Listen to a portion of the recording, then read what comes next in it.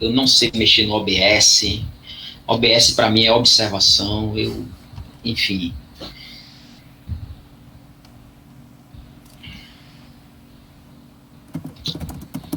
Let's go. Podemos começar, Débora? Pode sim, pode começar. Já está gravando. Tá certo, gente. Então, boa noite a todos. Né? Estamos aqui reunidos para conversar sobre essa escritora maravilhosa que é a Flannery O'Connor. Já não é novidade para ninguém, eu acredito que todos aqui, ou pelo menos a maioria, assistiu a live. Nós fizemos há 15 dias atrás com o William, onde ele fez uma exposição maravilhosa acerca da Flannery, né? Então, é uma escritora dos Estados Unidos, que nasceu em 1925, né, e morreu em 64, aos 39 anos de idade, de lúpus, né, complicações devido a essa doença que ela carregava. Na verdade, é uma doença hereditária, até onde sabemos. Então, hoje, né, para quem está chegando agora, de repente, pode ser que tenha um ou outro convidado aí e não esteja se perguntando, né, como iniciou esse projeto, né, falando bem rapidamente. Ano passado, né, nós no Ciclo Autúsios, nós fizemos nós apresentamos alguns textos, né, tanto teóricos quanto textos de literatura propriamente dita, e nós discutimos esses textos, e 2 desses textos foram contos da Flannery. A ideia era discutir somente um conto, que era Os Aleijados Entrarão Primeiro, mas aí o pessoal ficou insistindo, gostou e pediu outro, e a gente discutiu Gente Boa da Roça, né? Foi muito bom esse encontro, né? E desde então a gente ficou naquela brincadeira, vamos criar um grupo só para discutir Flannery, né? E aí eu incentivei o pessoal a comprar o livro, isso no ano passado, em novembro, salvo engano. E aí o pessoal foi comprando aos poucos, e aí o negócio foi crescendo, evoluindo, né? Que nem a música lá do Peninha. E tivemos a ideia de criar, né, o grupo aí no início do ano, o Flanerianos, né? E eu acredito que a maioria aqui conseguiu comprar o livro, O Homem Bom e Difícil de Encontrar, que é o livro de contos dela, um dos livros de contos dela publicado em português, e é o único que está disponível em um preço mais acessível. Já visto que os contos completos estão custando os olhos da cara.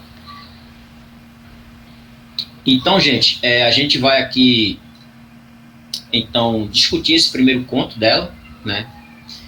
Que inclusive, eu gostaria de sugerir a vocês e perguntar a opinião de vocês. Eu acho bom a gente discutir os contos na ordem aí que está no livro, né, de vocês, para a gente não se perder. Pulou esse, entendeu? Então a gente vai seguir a ordem. Eu acho que o próximo já é O Rio, né, que é um conto fantástico também, da Flannery, tá certo? Que vai funcionar da seguinte maneira: eu vou fazer uma pequena apresentação, né? Eu não vou falar sobre o que é o conto, porque todo mundo já leu, então todo mundo já sabe sobre o que se trata o conto, mas eu gostaria assim de trazer algumas, digamos assim, curiosidades, né? Algumas coisas que não estão no texto, né, no conto propriamente dito, mas estão por detrás do conto. Esse conto, ele aparentemente é o conto favorito, né, da Flannery. Por quê? Porque todas as vezes que Flannery era convidada para fazer uma leitura pública de um dos seus contos, ela escolhia quase sempre esse, né, O Homem Bom e Difícil de Encontrar. E ela diz que fazia isso porque é o único dos contos dela que ela conseguia ler em voz alta sem rir, né? Por quê? Porque é uma história muito macabra. Não que não haja outras histórias macabras, enfim, mas essa particularmente ela considerava a história mais a sombria dela, né? Vocês devem ter percebido que no conto há alguns momentos, algumas cenas que dão vontade de rir, né? Por exemplo, quando ela vai descrever lá a esposa, né, do Bailey, né, que no caso é a nora dela, como mulher que tinha uma cara de repolho, né? Ou quando ela vai descrever o dono lá da lanchonete, né? Como um homem tão gordo que a calça dele quase batia no joelho, ele não conseguia subir. Então, assim, tem alguns momentos assim bastante engraçados, né? Mas, curiosamente, Flannery ela não conseguia sorrir, né, quando lia esse conto em público. E também porque esse conto, ele é o conto mais conhecido dela, né, de todos os contos que ela escreveu. Esse é o conto mais conhecido e é o que está reunido, né, na maioria das antologias que foram feitas dos contos da Flannery, né. Existem basicamente 3 antologias de conto dela, mas existe também a antologia dos contos completos que foram reunidas num só volume. Inclusive, o Cauê hoje estava me fazendo inveja porque ele tem inglês, né? Então, ele é um felizardo. Então, vamos lá. Eu falei que queria trazer aqui algumas curiosidades. A gente vai conversar sobre o conto, né, propriamente dito, e aí eu vou ouvir vocês, né, o que vocês acharam, né, as descobertas, né, que vocês acharam. Essa semana eu já conversei com um ou outro, né, e a gente já trocou algumas figurinhas. É claro que se segurando ali para não dar aqueles spoilers, né, dos momentos eureka que cada um de nós teve, porque a gente queria realmente deixar, assim, digamos, a cereja do bolo para esse encontro aqui dessa noite. Então, trazendo assim algumas curiosidades, né, sobre esse conto. O título desse conto, começar pelo título do conto, ele foi retirado de uma canção de blues, né, escrita por Ed Green. Foi gravada entre os anos 1927 e 1928, ou seja, Flannery era bem pequenininha ainda quando essa música ela foi gravada.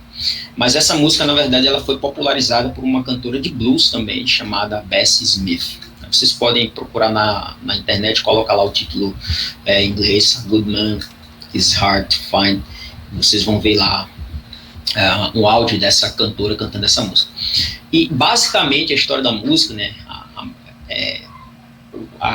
digamos, o eu lírico da música, né, a personagem, o protagonista, o narrador da música, é uma mulher, né, que tem um banzo, né, uma tristeza, e a palavra blues ela pode significar isso, né, melancolia, tristeza, porque ela descobriu, né, que o seu marido, né, o seu namorado, ou seja, o seu companheiro, estava traindo ela. E aí ela sai dizendo para todas as mulheres, né, que possuem ainda maridos, né, companheiros fiéis, e ela aconselha essas mulheres a encher os seus maridos de carinho, de beijo. Por quê? E aí vem o título da música, porque o homem bom é difícil de encontrar. E mais curioso ainda é que Flannery, ela ouviu o título, né, dessa música através de sua mãe. Foi a mãe de Flannery quem mostrou o título dessa música a partir de um recorte de jornal, né? E nesse recorte de jornal tinha a foto, né, um retrato de uma menina, de uma moça vestida de bailarina, e na legenda desse recorte de jornal dizia que aquela bailarina estava dançando ao som dessa canção, né? Um homem bom é difícil de encontrar. E aí a Flannery, ela escreveu, né, para, inclusive, aqueles que mais tarde seriam seus editores, né, o casal Fitzgerald, dizendo que toda vez que uma amiga de Flannery perguntou o que ela achava, né, dessa música, e Flannery disse que ela ficava para morrer, né, com essa legenda dessa foto.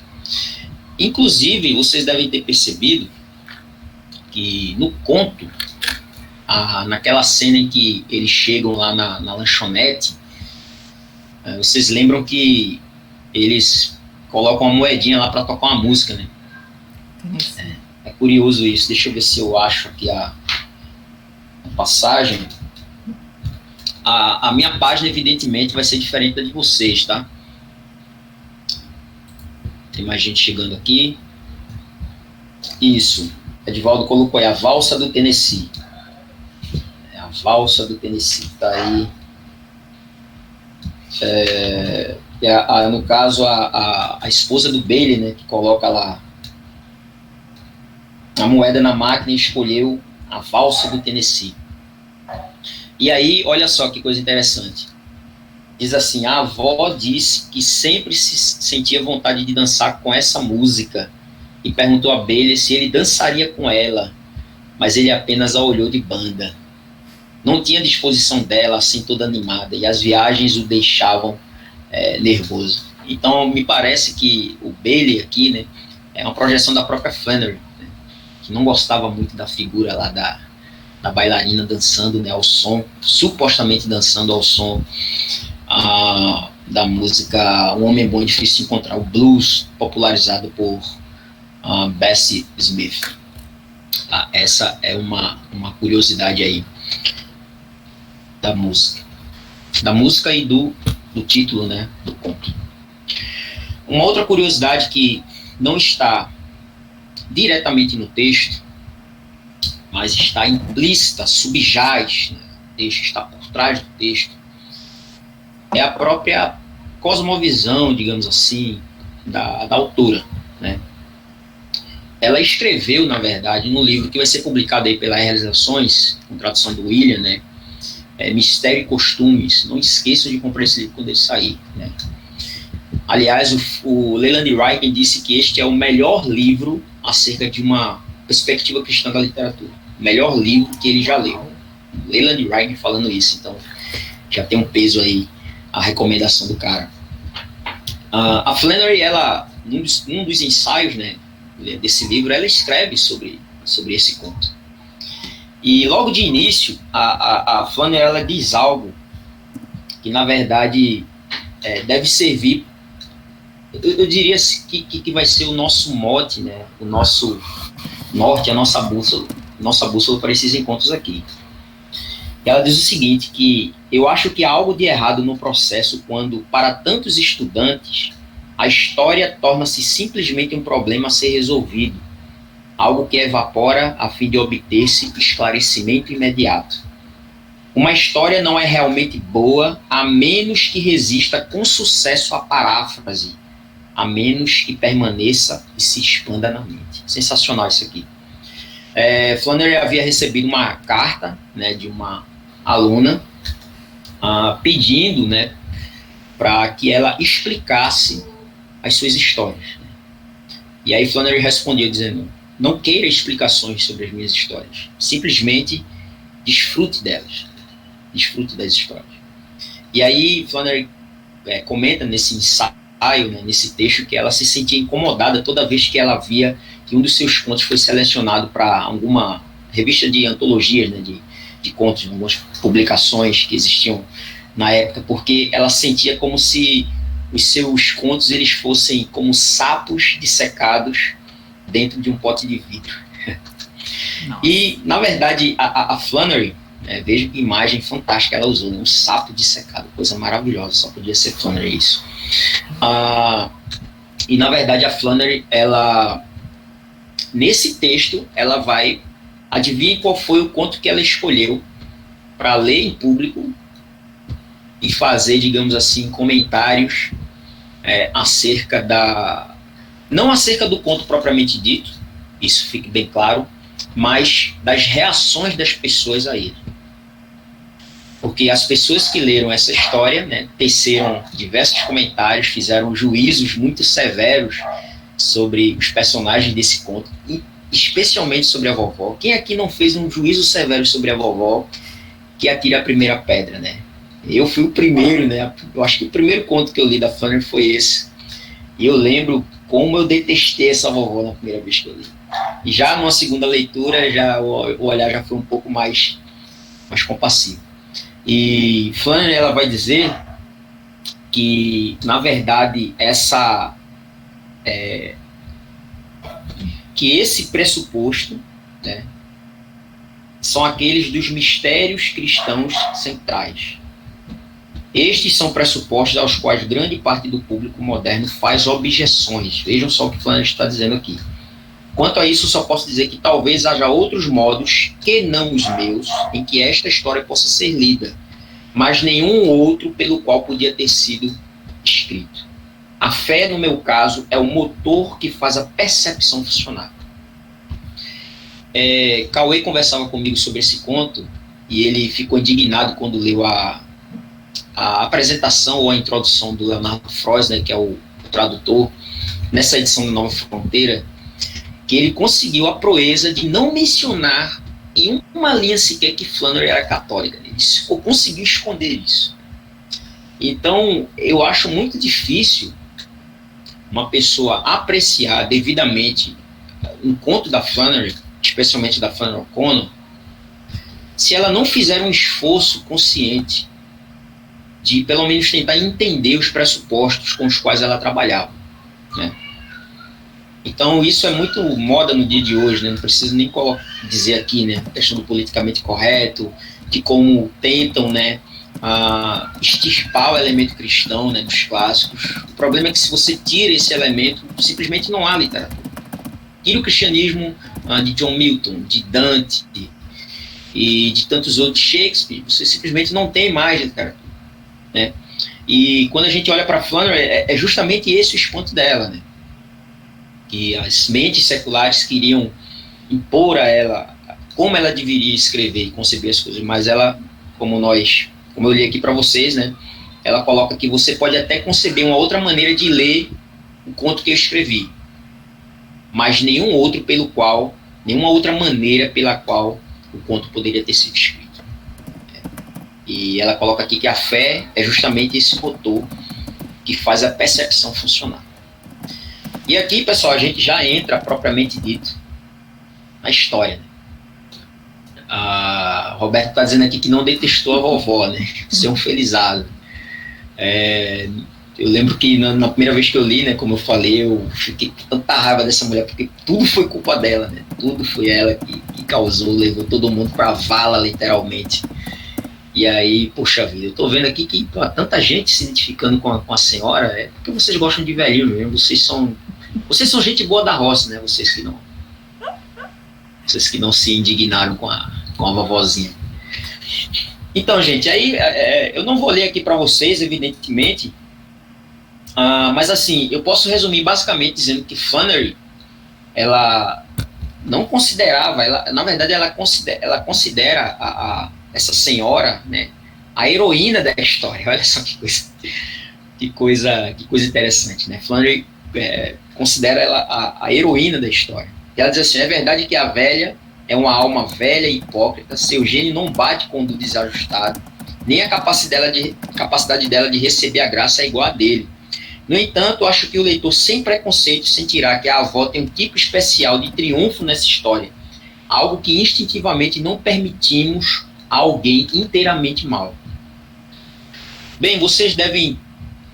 Eu não sei, né? E aí a gente vai discutir aqui. E, por favor, eu peço que vocês participem, né? Sempre que quiserem falar alguma coisa, só é ativar o microfone aí e falar. Mas o final da história, na verdade, apesar de aparentemente trágico, né? Todo mundo morre, mas há um triunfo, né? Um momento de graça, né, que a vovó alcança, né? Porque a morte dela é descrita da seguinte maneira: ela morreu sorrindo, né? Olhando o céu aberto, sem nuvem, e sorrindo, né? É claro que aí entra toda uma concepção católica, né? Da questão da salvação, dessa questão do momento de graça, ou da epifania, ou tem até um termozinho para isso, extrema-unção, talvez. Mas, enfim, o fato é que essa senhora, né? Essa velhinha, ela morre nesse estado de, digamos assim, de felicidade, né? Esse estado de graça, né? Olhando para os céus e sorrindo. Então a gente vai começar agora eu sugiro que a gente faça uma progressão, né? A gente parte do início do conto até o final para irmos descobrindo esses elementos, tá? Uhum. A primeira coisa, e aqui eu já lanço a pergunta e a gente vai discutir. O texto abre dizendo que a avó não queria ir para a Flórida. Ela queria visitar uns parentes no leste do Tennessee. Bem, eu tive a curiosidade de ver o mapa dos Estados Unidos. Não sei se alguém aqui teve essa curiosidade. Mas é o seguinte: a Geórgia, o estado da Geórgia, que é o estado em que a Flannery nasceu e é o estado de onde essa família parte, né, para sua fatídica viagem, É um estado que está entre o Tennessee e a Flórida. O Tennessee fica ao norte e a Flórida fica ao sul. É mais ou menos fácil entender porque todo mundo queria ir para a Flórida, né? Até se você perceber a indumentária, né, do filho da vovó, né, da senhorinha, né, o Bailey, a roupa que ele estava vestindo, uma roupa colorida, com araras e tudo mais. Eles estavam indo para o litoral, né? Estavam descendo para a Flórida para curtir uma praia. Só que a Flórida é sul, né? Mais sul ainda do que Geórgia. E na verdade a vovó queria ir para o norte, né? E a gente vê já desde o início o que é que a vovó, vamos chamar ela de vovó, o que é que ela faz para tentar desencorajar a família de seguir rumo, né, à Flórida. O que é que ela faz, gente? Podem falar aí. Qual é o artifício que ela usa? Eu acho que é falar do jornal, né? Da notícia lá do cara solto. Precisamente. Isso aqui me lembra muito as histórias de Chapolin Colorado, né? Lá tá solto, né? O Tripa Seca se soltou, poucas trancas, aí fica todo mundo naquela agonia e tal. É claro que o negócio aqui é muito mais perigoso, né? Do que simplesmente aqueles bandidos cômicos lá do nosso querido Chapolin. Mas então, justamente, ela tenta desencorajar, né? E o interessante é que parece, né, quando a gente lê, logo nos primeiros parágrafos do conto, parece que a gente já sabe o final. Essa é uma sensação que a gente fica quando a gente lê. Essa senhora que ela parece que atrai maus augúrios, né, maus presságios. Né? E, de fato, isso tão é verdade que, a certa altura, aí, logo nos primeiros parágrafos, diz que qualquer um que visse, né, essa senhora morta na estrada, em caso de acidente, logo saberia tratar-se de uma senhora distinta. Vejam como aqui Flannery ela já antecipa tudo. Se a gente for esperto o suficiente para pegar, né, esse spoiler, um verdadeiro spoiler que ela está dando aqui, né? Inclusive, teria até algo a falar sobre spoiler, né? Mas deixa para lá. As histórias da Flannery são todas cheias de spoiler, né? Os spoilers eles começam a aparecer logo no início. Você só fica se perguntando de que modo o negócio, a tragédia vai acontecer, mas você sabe que de alguma maneira ela vai acontecer, tá certo? Uma coisa interessante também é o nome, né, dos personagens. Então, até o Cauê me apontou esse negócio bem curioso, que as mulheres no conto elas não têm nome. Por exemplo, a nora da vovó, a gente não sabe o nome dela. Com exceção da June Starr, que é a menininha, né? É isso. É isso, nem a mulher do Red Sam também tem nome. Só isso, a mulher são os homens, né? Exatamente. É uma coisa bastante curiosa isso. John Wesley, olha só o nome do garoto, John Wesley, porque John Wesley, sei lá, de repente Flannery estava... Seria mais fácil ela falar, né, de um autor calvinista, né, já que o sul dos Estados Unidos é o chamado cinturão bíblico, né, tem forte influência, né, dos puritanos, aquela coisa toda, mas ela usa um avivalista, né, arminiano, sei lá, não sei se teve alguma intenção escusa aqui. Mas o nome da menina, vejam, é uma coisa curiosa. O nome do menino leva o nome de um missionário, né, de um pregador, né, inglês, John Wesley. Mas o nome da menina é June Starr. Quem é June Starr? Não faço a mesma ideia. Estrela junina. Ela se inspirou em Caruaru para colocar o nome da menina. Não sei. Ou foi Campina Grande? Tem gente de Campina Grande aqui que pode ficar com isso. Campina Grande. Tá certo. Mas me parece aí uma coisa bastante... Só de curiosidade, a gente sabe que essa questão dos nomes nas obras de Flannery tem muito peso, né? Quem participou do Autos no ano passado pôde ver isso em loco, né? No Gente Boa da Roça, Os Aleijados Entraram Primeiro, inclusive ambos os contos estão na antologia de vocês, salvo engano. Então essa questão dos nomes tem muito peso. eu comentava com o Cauê, ou era Cauê que comentava comigo, mas talvez Flannery quisesse colocar aqui um momento de ruptura, né, entre o nome de um menino inspirado num personagem famoso, né, da história cristã, e o nome de uma menina, sei lá, um nome meio pra frente demais, meio, sei lá, nova era, meio místico, enfim. Talvez mostrasse aqui que essa família estava um tanto, sei lá, já desgarrada, né, das suas origens, enfim. E o outro personagem que aparece o nome, personagem da família aí, é o gato, né? Pete Sang. Eu também tive curiosidade de pesquisar, né, a origem desse nome, e eu sei que é um personagem de uma ópera lá do século XVIII. Uma ópera, vocês colocam no Google aí, essa palavra vai aparecer, essa ópera. Também não sei se há algum significado místico aí nessa questão do gato, mas o fato é que é bastante curioso que da família inteira o gato é o único que sobrevive. Todo mundo percebeu isso, né? O gato é o único que sobrevive. Inclusive eu tenho uma opinião sobre essa questão do gato, que é uma fala que o desajustado vai dizer para a vovó lá no final, né? Ele vai dizer para ela algo mais ou menos como a senhora acha justo, né, uns sofrerem e outros não? É mais ou menos isso que ele pergunta para a vovó lá no final. Infelizmente eu não veio na minha cabeça agora, eu não esqueci de marcar esse trecho aqui para falar, mas em algum ponto o desajustado fala isso para a vovó, né? Eu não sei se ele está fazendo uma referência ao gato, porque se vocês bem perceberam, é por conta do gato, e Cauê que leu o conto em inglês, ele comentou comigo hoje que no inglês isso fica bastante acentuado, né, Cauê? Fica mais acentuado que no português. Porque no inglês, na passagem do gato, ele nomeia The Cat, né, e fala o nome do gato. Sim. No português, no cenário, não tem. Então, em inglês fica bem marcado essa questão do foi o gato que causou o acidente. Exatamente. Vocês devem lembrar que o gato, ele foge, né, da caixinha. Tá vendo? Mandaram o gato pensar fora da caixa. O gato é revolucionário. Ele queria pensar fora da caixa. E aí ele assusta, né, o motorista, que é o Bailey, sobe no ombro dele. E aí eu acho bastante curioso a cena do acidente. A gente já tá, na verdade, dando um salto gigantesco aqui. Eu já ia falar isso, né? Melhor a gente ir saindo falando sem ser na ordem exatamente, né? Porque tem umas coisas que é mais fácil de fazer isso vai e volta. É verdade. Que aí ele atrapalha, né, o motorista, que é o Bailey.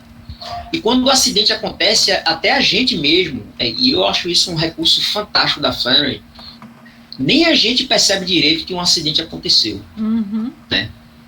Da maneira como a coisa está posta, nem a gente percebe direito que eles tiveram, né, um acidente. E aí tem uma cena hilária, eu ri. A Flannery não ria, mas eu ri com essa parte, que foi quando as crianças ficaram comemorando, né?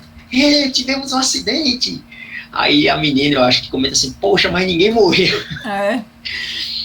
Tadinha da menina, ela não sabia o que esperava, né? E mas ela enfim, fala gente, essa parte de que, poxa, que pena, ninguém morreu, justamente quando ela vê que a avó tá saindo do carro com vida. Exatamente. Pô, se a vovó sobreviveu, né? A vovó cheia de osteoporose, sei lá, a vovó cheia de... Vamos falar um monte de doença ruim, gente? Pra mim ficou meio dúbio isso aí, tipo assim, que pena, ela não morreu, tipo, ela podia ter morrido nesse acidente, não quebrou nenhum osso. chata. Como assim a vovó cheia de chagas e tá lá inteiraça? Como é que ela saiu inteira do carro? Bastante. Eu ri muito nessa parte aí. Eu não sei como é que o Flannery conseguia não rir com isso. Mas enfim. Legalzinho. Sim. Já que falaste agora sobre spoiler, né? Eu acho que uma outra cena que dá um spoiler pra gente bom é a cena da hora que ele desce, que eles têm um acidente, né?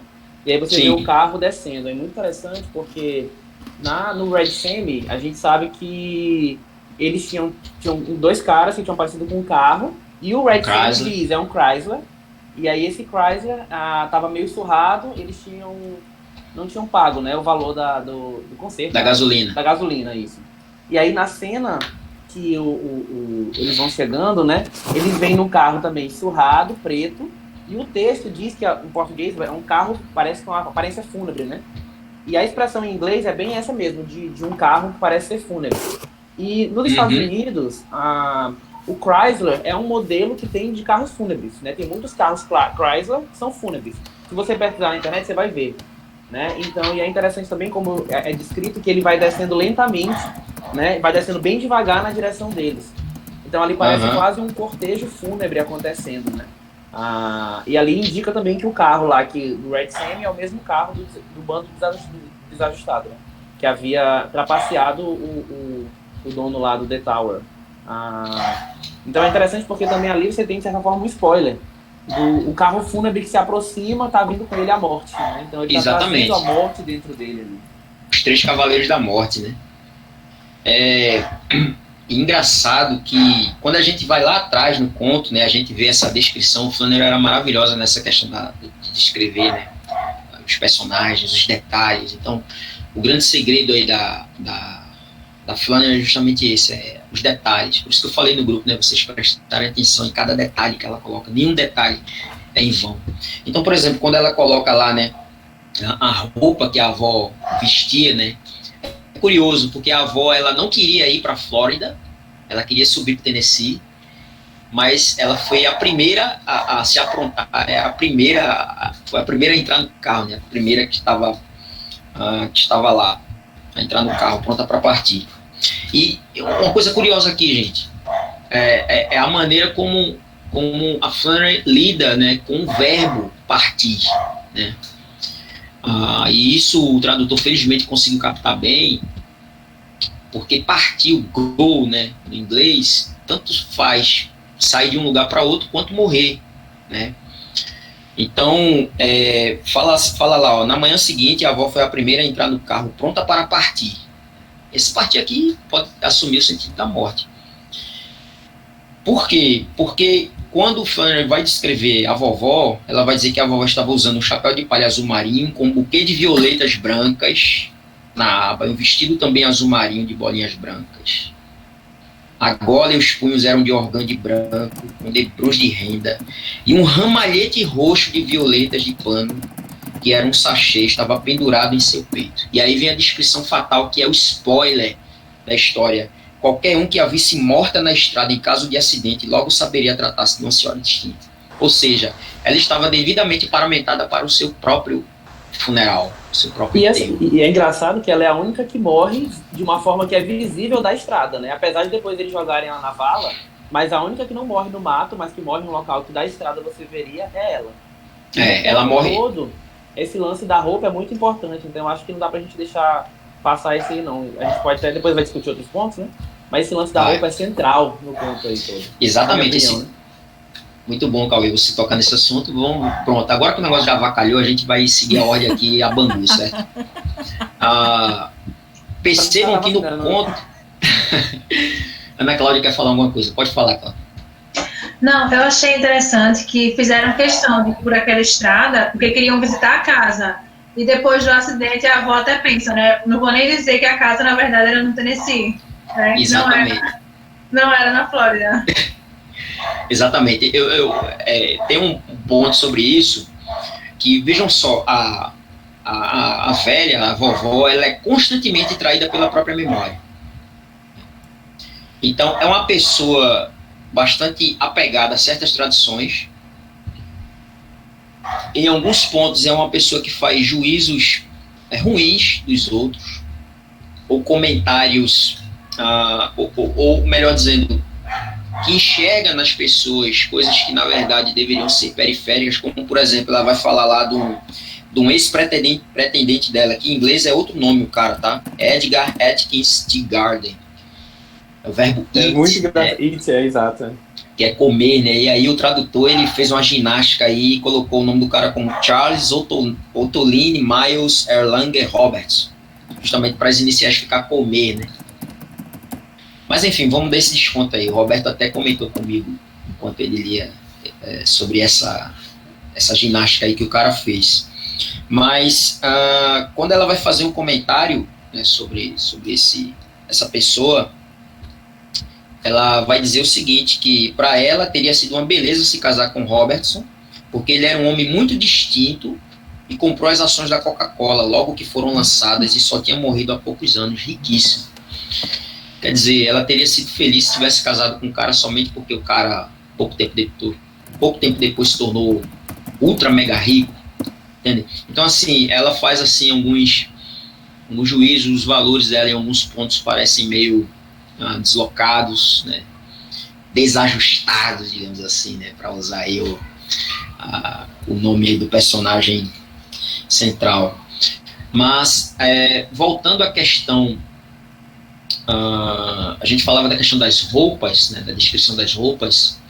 Percebam que o único dos três que está sem camisa é justamente o desajustado.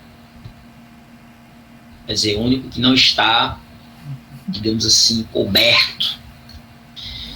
Os dois comparsas dele, os dois parceiros de crime dele, que é o Bob Lee e o Hiram, ambos vestem camisa. Um veste uma camisa vermelha, salvo engano, e o outro veste um paletó lá, meio esquisitão.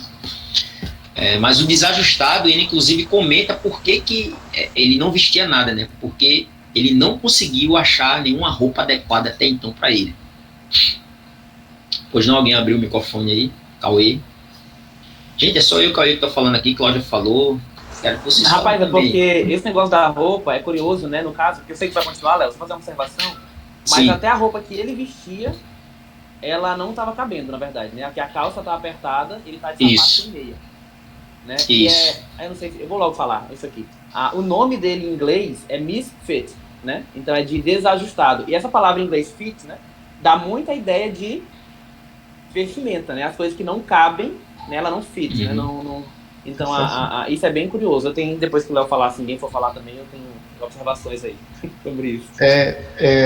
Ouvindo o Cauê falar, assim, você percebe que tem algumas coisas que a gente perde por conta da tradução, como essa informação, né? Porque realmente faz todo sentido, né? Quando você vê o nome no original mesmo, né? Porque o fit realmente dá essa ideia de ajuste, né? De caber em alguma coisa, né? Interessante. Eu vou ter que ler em inglês. Cara, e assim, gente, olha, em inglês é porque agora o dólar aumentou, mas quando eu comprei por R$60, 50 e poucos reais. Quem tem Amazon Prime tá 92 e pouco, gente. E assim, em inglês, só uma nota, o inglês dela é bem compreensível, na minha opinião. Eu dei uma olhada também, eu trabalhava numa biblioteca aqui na cidade e chegou lá uns livros, dentre eles, em inglês, chegou o de Flannery O'Connor com as cartas, inclusive. Eu fui dar uma olhada agora, não é esse não, é um com a capa preta, mas eu vi esse aí que você colocou. É a obra completa dele, Marcelo, que você tá falando aí. Exatamente, Complete Works. É isso. Que o preço também eu acho bem acessível, eu acho que é menos de R$150. Inglês, ele estava por 203 na Amazon. Então aumentou, né? O Corona aumentou aí, até a Coninha. Até a Flannery e o Corona conseguiu aumentar. Voltando a essa questão, alguém quer falar mais algo sobre a questão da roupa? Porque eu tenho eu tenho uma carta na manga para falar da roupa, mas eu acho que vou deixar isso mais para frente. Cauê até sabe o que é. Não, Léo, tu mais que vai tratar de outra coisa, porque tu acha que isso é pra gente fechar, né? Porque assim, eu acho que esse lance da roupa vai tocar o barco, filho. Depois se alguém for falar alguma coisa... O lance da roupa, ele pra mim... Fala, Débora. Não, é que eu lembrei lá do final, quando o Bailey sabe que vai morrer, né? Aí ela faz a observação da cor dos olhos dele serem tão azuis quanto o da estampa, né? Das araras. Isso, eu disse, meu Deus, qual é o pássaro? Das araras que estampavam a sua camisa. Então, assim... Só então, lembrando gente, aí dessa observação. Essa questão da roupa, esse ponto da roupa é crucial para mim. Eu vejo eles estão indo para a Flórida, então dá para entender por que o Bailey estava vestindo a roupa daquele jeito, né? Toda florida, com araras e tudo mais, né? Coisa bem alegre, né? E até o contraste, né? Entre a alegria, né, da roupa dele com o fim trágico, né, que os personagens todos tiveram. Mas tem algo bem curioso, que isso aqui para mim Para mim, essa é o grande trunfo desse conto, a grande sacada da Flannery. É porque antes do Bailey, né? Bailey, quando estava caminhando, né, como ovelha muda perante o seu tosqueador, quando ele estava caminhando para sua cruz, digamos assim, ele diz assim para a mãe dele: eu volto logo, mamãe, me espere aí. E lá na frente vai haver uma discussão entre a vovó e o desajustado justamente sobre a ressurreição. O desajustado, ele vai dizer que Jesus, ele desequilibrou tudo, né? Jesus, ele não deveria ter ressuscitado, porque a ressurreição de Cristo, ela trouxe um desequilíbrio total, ou seja, ele colocou de maneira muito marcante que o desajustado falando que a ressurreição de Cristo é um ponto tão crucial, né, que, em outras palavras, é o fundamento sobre o qual, né, não somente a igreja, mas o mundo fica de pé ou cai. Então, ou seja, se não há ressurreição, então tanto faz eu queimar uma pessoa, eu dar 5 tiros no peito de uma velhinha, foram só 3, eu estou aumentando aqui, tá? Né? Então, quando, na verdade, o Bailey fala que ele vai voltar, para mim, ele volta. Mas ele não volta na pele do Bailey, mas sim na pele do desajustado. Por quê? Porque o desajustado veste a camisa do Bailey. Inclusive é bem interessante a descrição dessa cena, porque quando um comparsa do desajustado está chegando, ele pede para que jogue a camisa, e a descrição é fantástica. Vai dizer que a camisa, ela saiu voando, ela veio voando e pousou em seu ombro, né? Quer dizer, a arara, gente, da camisa. Veja só, a camisa ganhou vida. E o desajustado, ele veste a camisa do filho da mulher que disse que ia voltar. E o momento de graça dela, né, a epifania dela é justamente, né, quando ela tenta tocá-lo no inglês. O Cauê viu aí que ela chega a tocar o desajustado. E ela chama ele de meu filhinho. Né? E aqui Edivaldo está querendo abrir o microfone para falar justamente da sacada que ele também teve, né, de enxergar a vovó. Fala aí, Edivaldo. Como Maria, né? Como Maria. Aquele aspecto do Gênesis, do relato, dela será Exatamente. chamada Eva porque será mãe de multidões. Exatamente. Essa cena também me lembrou muito Estevão. Toda aquela... O martírio. Isso. Exatamente. Total, toda a martírio, epifania que ela teve, né? Me lembrou bastante a figura de Estevão também. Então, essa é uma leitura também que, salvo engano, Flannery faz desse ensaio que eu comentei com vocês, né? Na verdade, essa senhora, ela é uma mártir aí, né? Com todos os seus defeitos, né? Com todos os seus problemas, mas ela é uma mártir. Inclusive, ela é uma mártir até no momento em que ela titubeia acerca da ressurreição de Cristo. De repente, Cristo nem ressuscitou, né? Quer dizer, aquele momento de dúvida. Alguém aqui já leu O Silêncio de Sacoendo? Tem até um filme que saiu, né, com direção do Martin Scorsese. Eu acho que o Roberto tanto viu o filme também quanto assistiu o livro. Aliás, tanto viu o filme quanto leu o livro. Exatamente, o filme dos padres lá de Bob. Então, assim, diante da morte, né, você vai manter uma certeza inabalável em todos os pontos do dogma cristão e vai levar eles para o túmulo. Essa senhora não. Ela titubeia, né, em relação a esse aspecto. E é justamente, eu inclusive até abri a nossa reunião com o versículo lá de Paulo, né? Se Cristo não ressuscitou, é vã a nossa fé, comamos e bebamos que amanhã morreremos. Porque parece ser essa justamente a tônica aqui do conto. O Roberto está abrindo o microfone aí. Eu não vi aqui, desculpa. Fala aí, Bob. Bob Lee, comparsa do desajustado.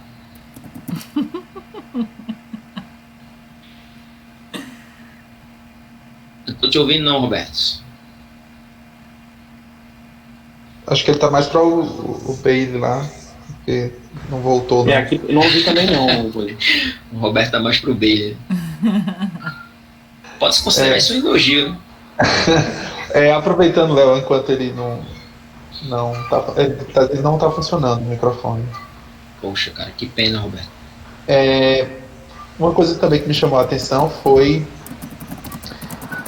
você falando essa questão da fé e tudo. A gente viu na consciência cristã acho que há uns 2 anos atrás, quem teve por lá deve ter assistido o Jonas Madureira falando sobre isso. Ele, inclusive, usa Um Homem Bom é Difícil de Encontrar para falar sobre niilismo.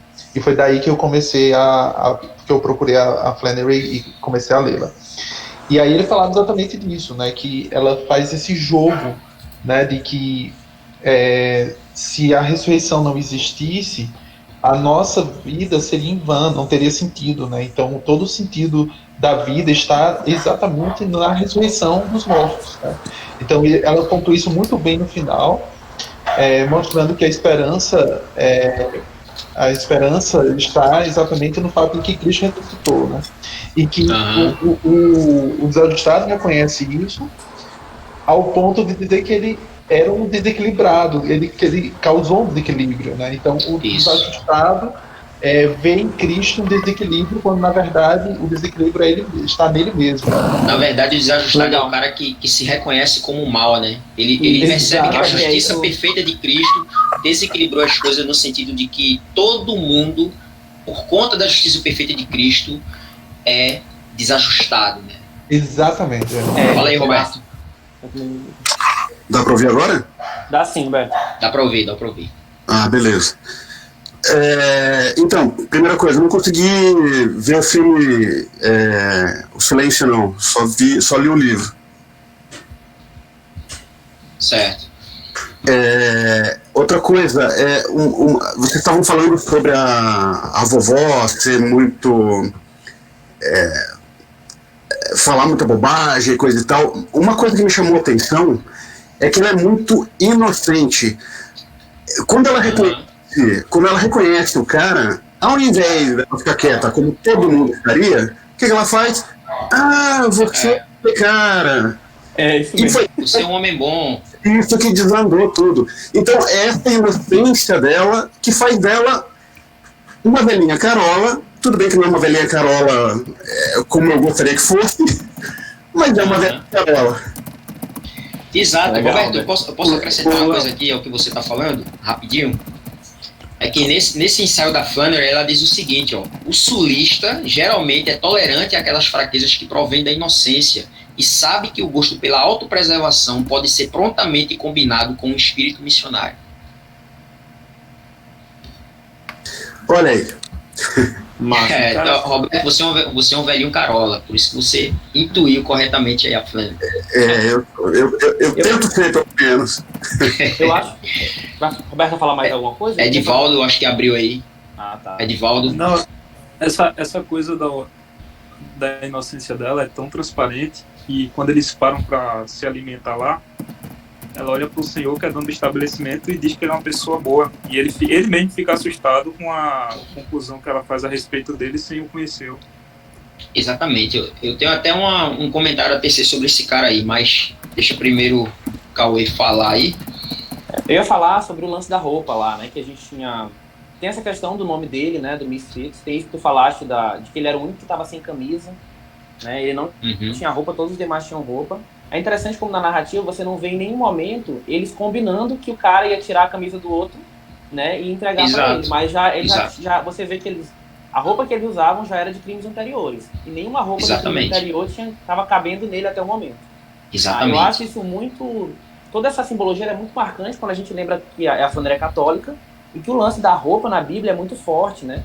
Então, desde Gênesis, você vai ver na narrativa bíblica essa tentativa do homem se cobrir com a sua própria roupa para se cobrir do pecado. Deus fazendo uma roupa propícia para ele se cobrir.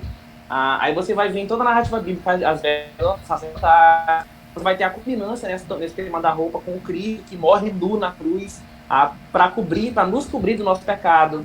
E aí você vai ter, no Apocalipse, você tem a realidade de que nós vamos vestir novas roupas, vestes brancas e tudo mais. E tem uma coisa muito louca que eu acho, é que assim, lá em Zacarias 3, por exemplo, você vai ver aquela cena das vestes inadequadas que o sacerdote estava vestindo, né? E lá o Satanás acusa ele, você está com uma roupa inadequada. E aí é dado para ele, graciosamente, uma roupa adequada para ele se vestir. Né? E isso tudo, só rapidamente, porque é interessante que o desajustado, um dos aspectos dele ser desajustado é porque ele não fit, né? Ele não cabe nesse mundo. E nenhuma roupa cabe nele, simboliza isso. E ele constantemente tenta cobrir-se ali na história através da prática da maldade, né? Ele se cobre, Isso. então ele busca alcançar a roupa, a sua redenção ali, através exatamente de cometer crimes, e com isso ele vai tentar vestir uma roupa que fosse adequada para ele, né? Então eu acho que isso é um tema muito importante no texto, porque se tu for olhar todos os personagens, a descrição da roupa ela é importante. Né, o Red Sam tem uma descrição relativa à roupa, a avó tem uma descrição relativa à roupa, a mulher apática lá, digamos assim, tem uma descrição relativa à roupa. E o tempo todo, um dos aspectos, para mim, do Nome Desajustado, eu acredito que tem um outro, que é o que ele diz explicitamente, é exatamente o fato de que ele não acha uma roupa para se vestir. E aí exatamente. Ele não acha uma roupa para se vestir, e ele tenta se vestir através desses atos de maldade dele, quando ele pega aquilo que é o despojo do crime dele. Né? Mas na verdade ele não entende que a gente tem uma outra cobertura aí para ser feita. E aí lembra... vai falar. Eu tô dizendo, e aí é que liga com aquele ponto anterior que eu estava querendo colocar, que ele não vê uma roupa adequada para ele, senão a roupa do filho da mulher. Né? Bacana. A roupa do filho da mulher é que encaixa nele, é que, digamos assim, a justiça dele cobre, né? Eu achei fantástica essa... Roberto abriu novamente o microfone. Uma coisa que me chamou a atenção é que o Desajustado, quando ele está falando sobre a ressurreição, ele falou assim, eu queria estar lá para ver. O que ele está dizendo, na verdade, eu só acreditaria se eu visse. Como eu não vi, então eu não acredito naquilo lá, eu não aceito aquilo lá. E isso tem muito a ver com os nossos tempos, né? Essa questão de as pessoas quererem certos tipos de provas, de vários tipos, mas nesse caso uma prova de Tomé, né? Eu quero ver para crer. Uma prova histórica. Legal. Não, e o que eu acho legal aí é que o contraste vem quase de imediato no texto, né? No texto ele diz assim, eu queria ver, ele fala assim, bem que gostaria eu de ter estado. Se eu tivesse estado lá, eu saberia e não seria como sou agora. Só que na cena seguinte é a cena do martírio, né? É a cena onde a mulher, ela tem uma clareza, e aí ela chama o desajustado, na minha opinião. É claro que tem essa questão da figura mariana, eu também acho que tem disso, né? Mas ali eu vejo nessa hora quase como Cristo falando para ele, entendeu? Mas você é uma das minhas crianças, né? Um dos meus filhinhos. Porque ele está dizendo ali para Cristo, eu queria ter visto Cristo. E aí depois, no momento de clareza dela, ela fala para ele, mas você é um dos meus filhinhos. E aí, e aí no texto em inglês, ela toca nele. No texto em português, dá a entender que ela tenta tocar nele. Mas ela de fato toca nele.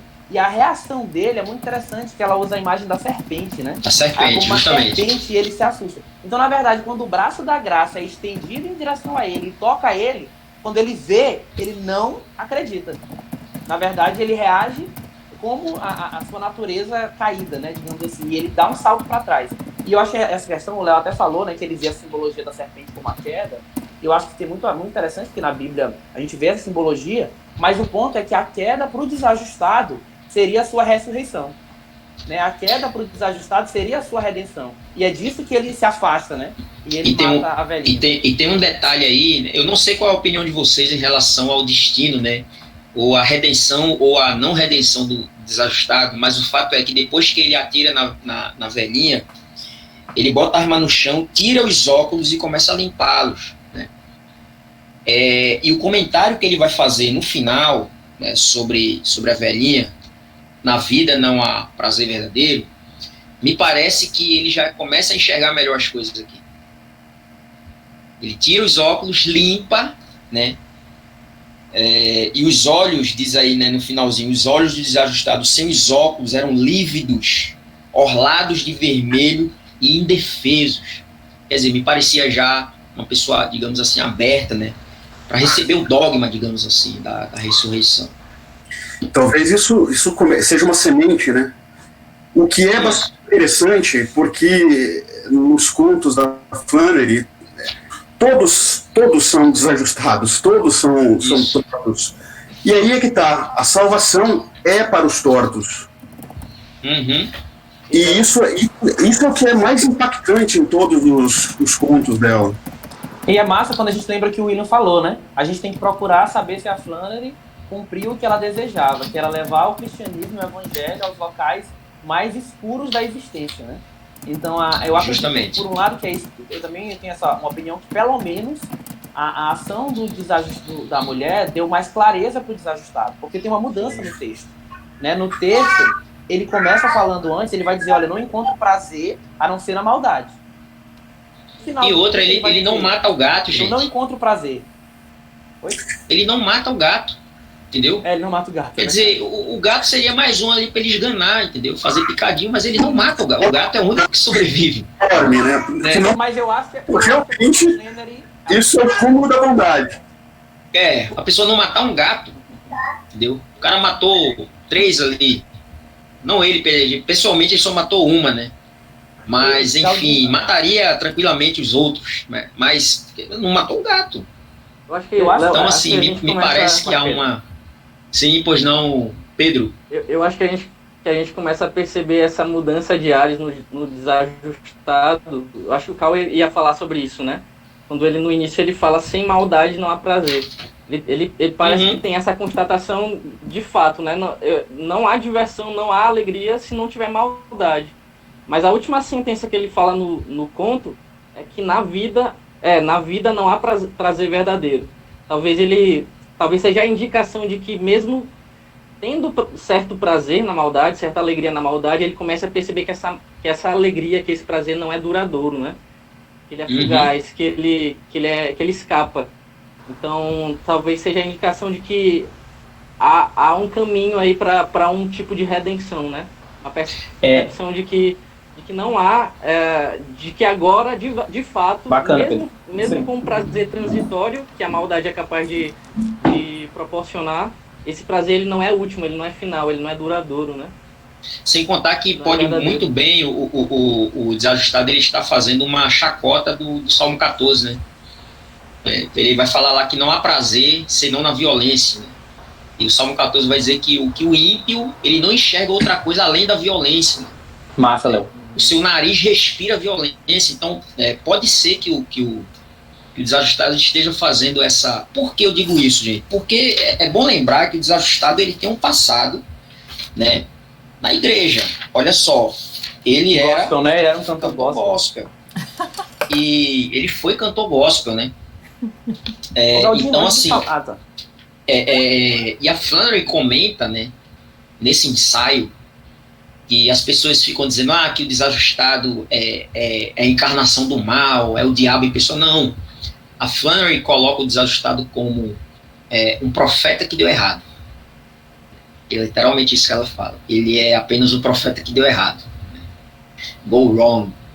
Então, assim, ele tinha um conhecimento prévio das escrituras, certamente, até porque a defesa que ele faz da ressurreição é uma coisa fantástica. Ele faz uma defesa da ressurreição, vocês concordam? Que a fala dele, ela é uma defesa invertida da ressurreição. Quer dizer, se não há ressurreição, tanto faz. Que diferença faz se eu queimar uma pessoa? Que diferença faz se eu matar alguém, queimar a casa de alguém? Pois não? Desculpa, só um adendo. Assim, em momento algum ele nega a ressurreição, né? Ele só se coloca como um contrário à ressurreição, né? Ele diz que Cristo desestabiliza, ele não nega a ressurreição de Cristo, provando que ele reconhecia, né, a partir do passado dele, né, que a ressurreição de fato existiu. Então, ele não chega a negar Deus, né, ou negar a ressurreição de Cristo. Ele simplesmente não compactua com ela, deixa de compactuar com ela a partir dessa nova vida que ele tem, cheia de violência, cheia de desajuste. Bom, ele não nega, mas ele não afirma. A questão isso. Dúvida.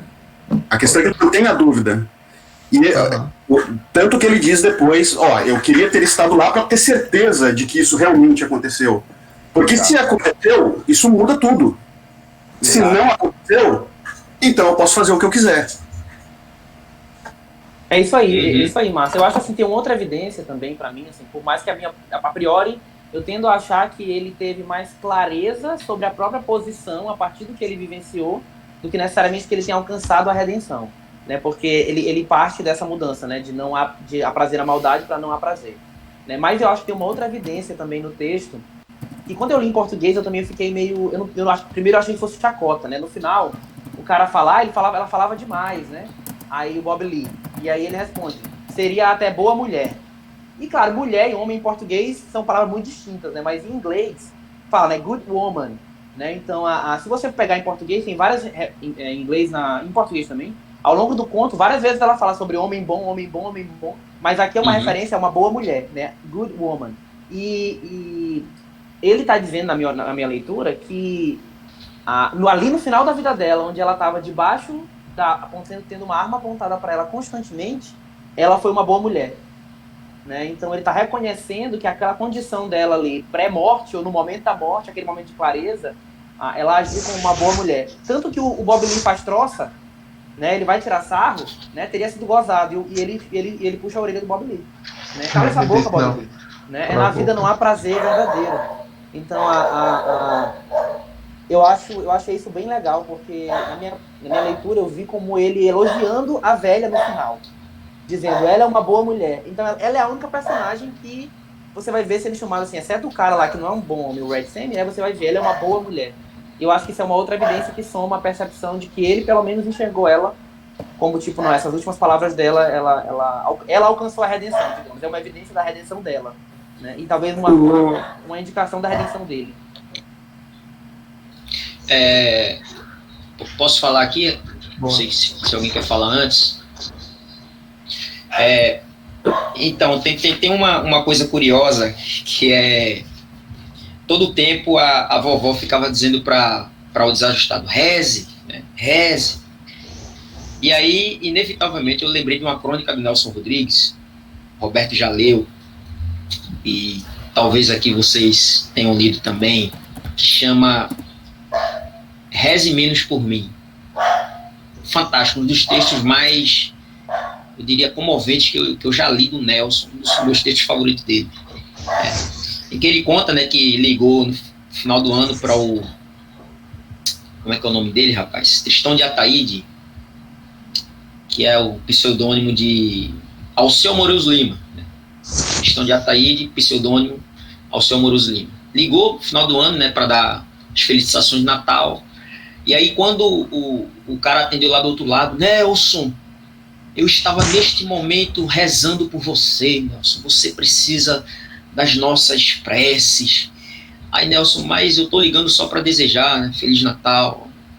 Você pode ser meu amigo, pelo menos? E aí, no outro ano, Nelson fala que no outro ano ele ligou e o cara falou a mesma coisa. E aí, Nelson começa a se incomodar com pessoas, né, que acham que os outros precisam das orações, menos elas. Né? E aí, a crônica toda do Nelson é mais ou menos nessa toada.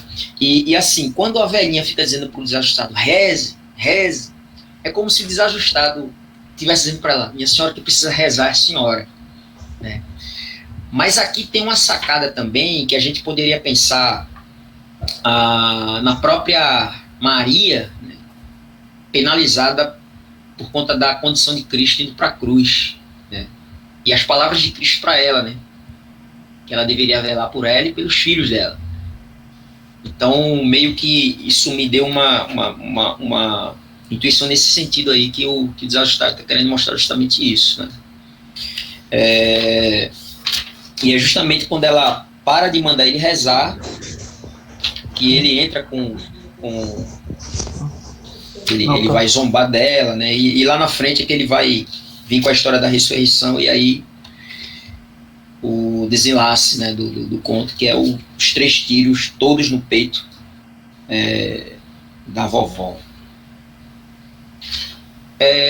Gente, tem uma coisa que eu queria falar sobre o gordinho lá da lanchonete, que é o seguinte, Red Sam Buds. Na verdade, esse nome desse cara aqui é um nome bastante, eu diria, meio pornográfico. Eu vou usar meio somente para amenizar.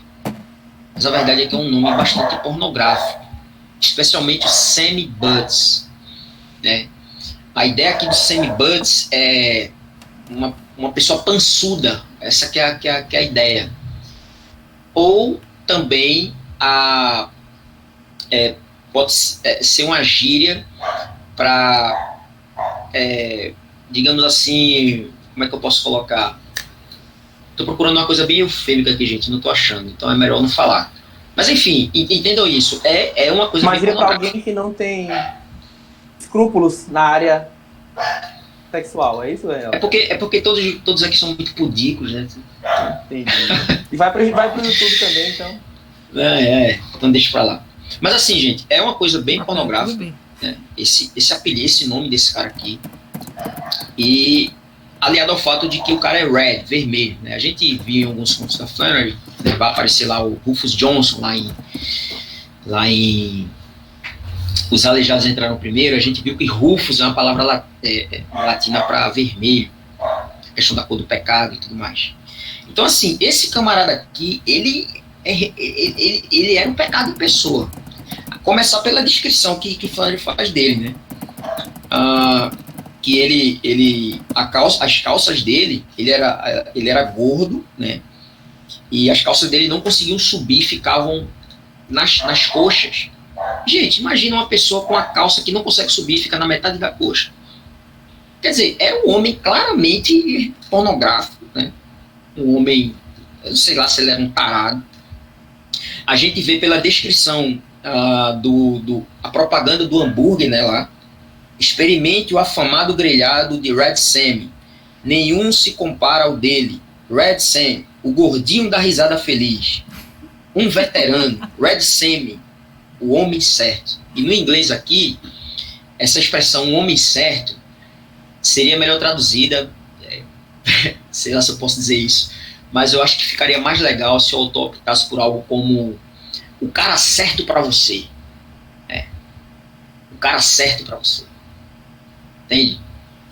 E isso é reforçado pelo fato de que quando a velhinha, né, fica lá dizendo, você é um bom homem, a velhinha vê bondade de todo mundo, né, tadinha.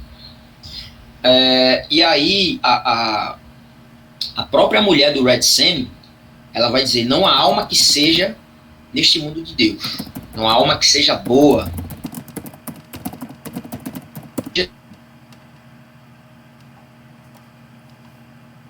Ninguém mesmo repetiu olhando para o Red Sam.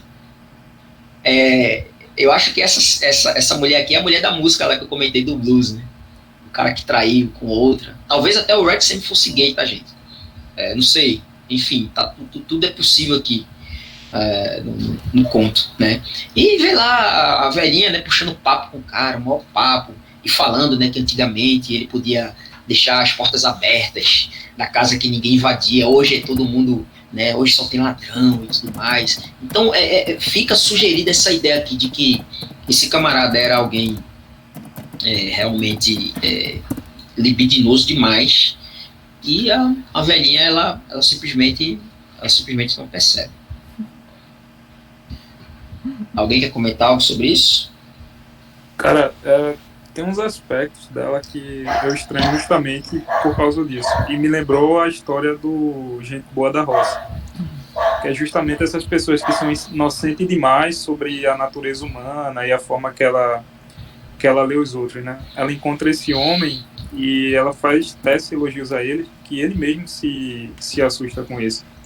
E quando ela está diante do desajustado, também é interessante, porque o filho dela acabou de ser levado para a morte, e ela tá olhando para ele e dizendo, você é uma pessoa boa, você é um homem bom. Ela tá o tempo todo tecendo essas características. Ela escuta o estampido do tiro na floresta e ela continua com esse mesmo tipo de discurso. Isso me deixou muito confuso, assim, sobre se isso era uma inocência dela, ou se era um recurso dela de interação, ou se naquele momento ela estava desesperada pela vida dela e tentando afagar o ego do outro para sobreviver. Você é um homem bom, não atiraria numa velhinha. Ou talvez tenha sido um mecanismo de defesa, né? Eu lembro exatamente o que o Gabriel está comentando aqui, o desespero. Eu lembro que uma vez que um cara me confundiu com outro cara que ele queria matar, né? Isso foi há 15 anos atrás. Ele colocou a arma na minha cabeça, né? E aí eu estava vindo da igreja, inclusive. eu quase disse para ele isso. Você é um homem bom. Porque eu disse assim para ele, olha, pô, bicho, eu te conheço, a gente joga videogame junto. Pior que eu conhecia mesmo, cara. Ele, não diga que me conheça não sei o quê. Não, tudo bem. Comecei a falar de Jesus para ele, né? Era novo convertido. Não que hoje eu não faça, tá, gente?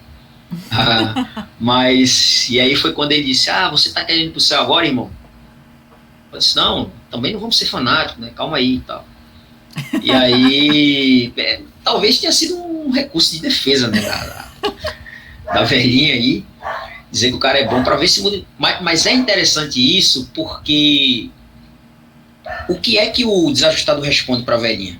Vocês lembram? Não. Que ele não, Dom, cara, não sou um cara bom, bom, Eu não sou bom, não. Eu não sou mas bom, não não. sou o pior dos homens.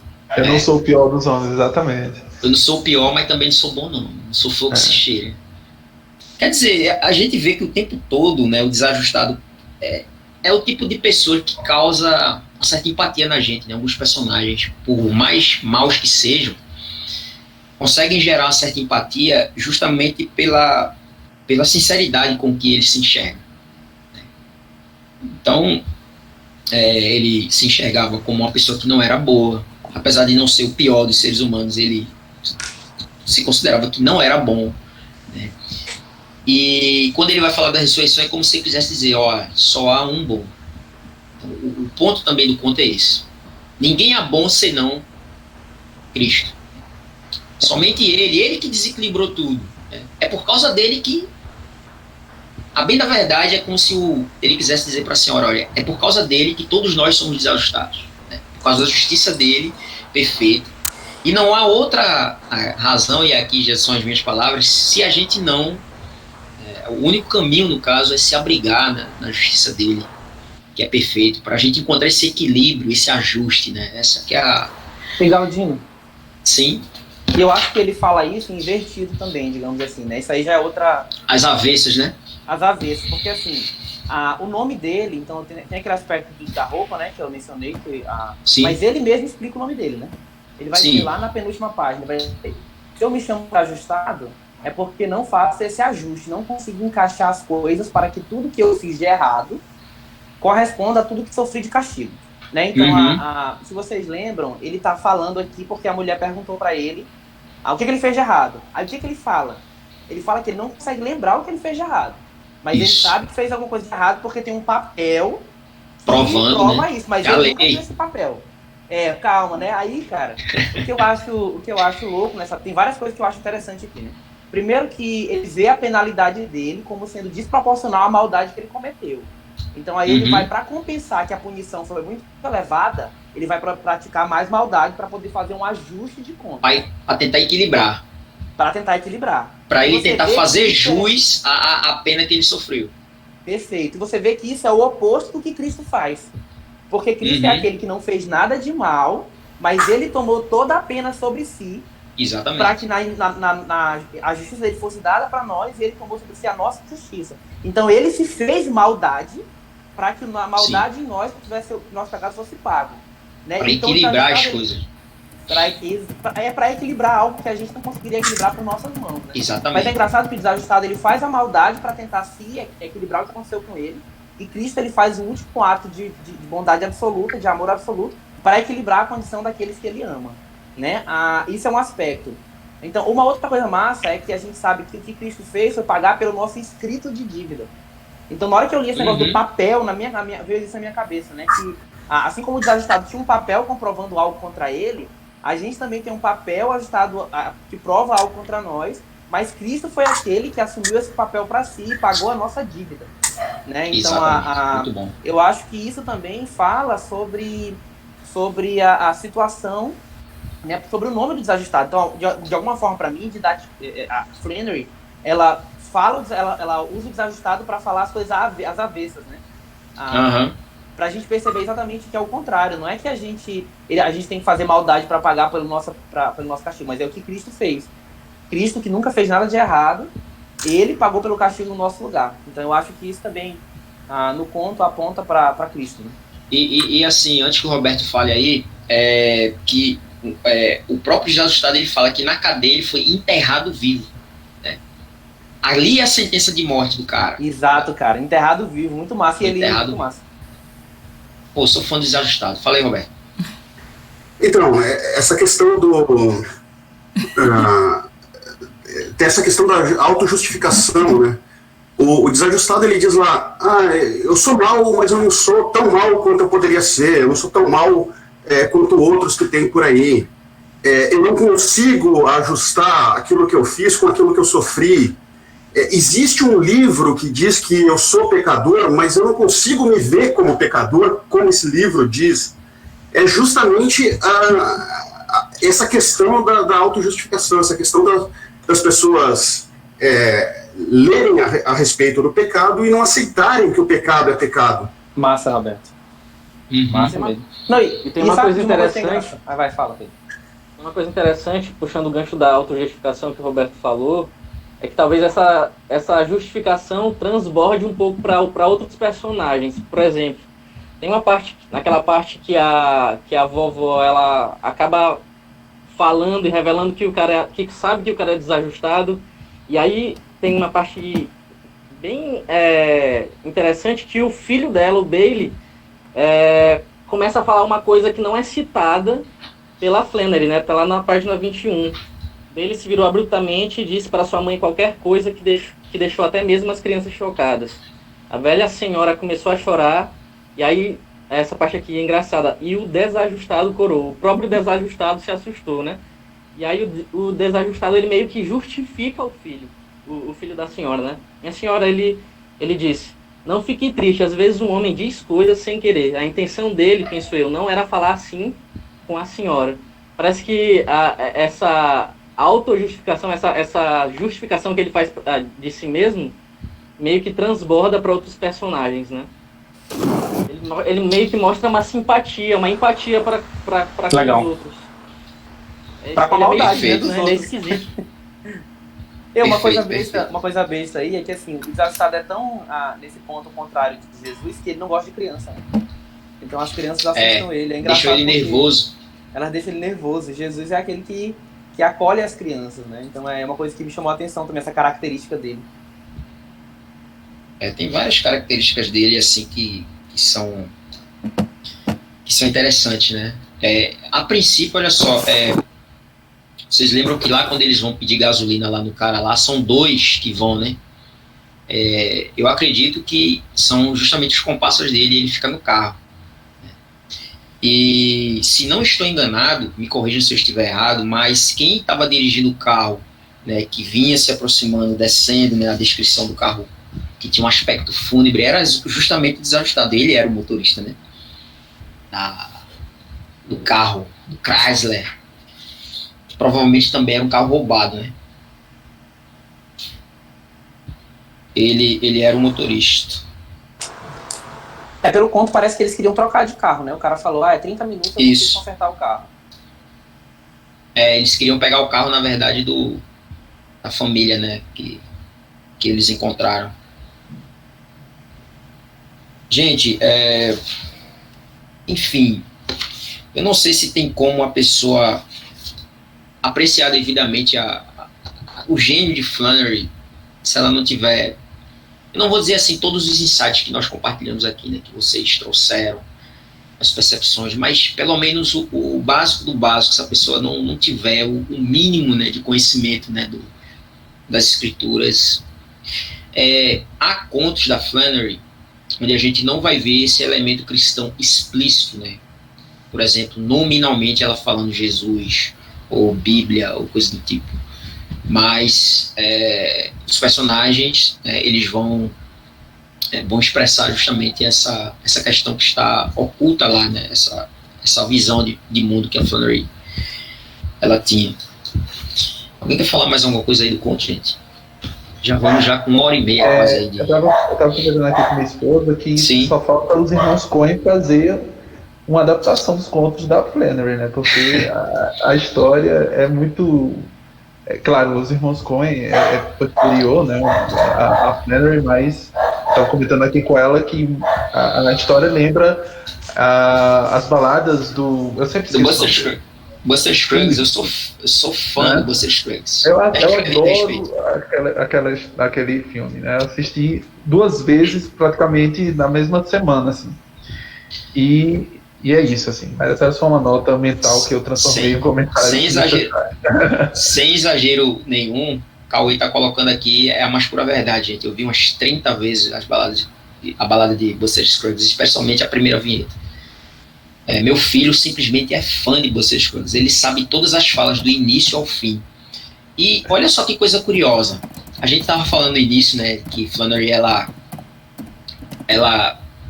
preferia ler O Homem Bom Difícil de Encontrar em público porque ela não conseguia rir, né?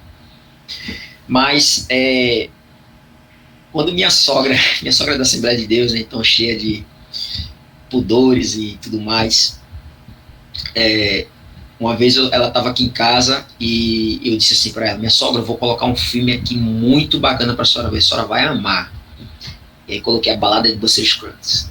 Logo nas primeiras cenas, quando ela viu Scruggs estourando os miolos do cara, queima-roupa, tava, menino, o que é isso, tal. E Lucas, meu filho, caindo na gargalhada, tal. Porque é um troço que é trágico, né? Tem morte, tem sangue, mas é contado de uma maneira tão cômica, né, que você simplesmente não consegue deixar de rir, né? E sim, esse filme, né, dos irmãos Coen, eles têm uma pegada flaneriana, eu dizia. Eu acho até que num dos textos que eu escrevi sobre a balada de Buster Scruggs, eu comento isso, que ele tem um quê assim flaneriano, né? Por exemplo, o último conto mesmo, a última vinheta, né? Que é todo mundo morto, né? Poderíamos dizer que é a família da senhora, da velhinha. Exato, é isso que eu sei. Enquanto vocês comentavam, me veio muito à mente aquele conto no final, aquela história no fim. É muito incrível, assim mesmo. Então, vejam que, por exemplo, alguém, só para eu saber aqui, quem, eu acho que a maioria não assistiu, né, Buster Scruggs aqui, pelo visto? Não vi. Gente, corram lá na Netflix e vejam a balada de Buster Scruggs. Cara, eu assisti com a minha mãe, velho. Vou colocar aqui os comentários para vocês procurarem depois. Mas enfim, no primeiro conto, se a gente for parar para pensar, né, Buster Scruggs é um cara que veste branco, né?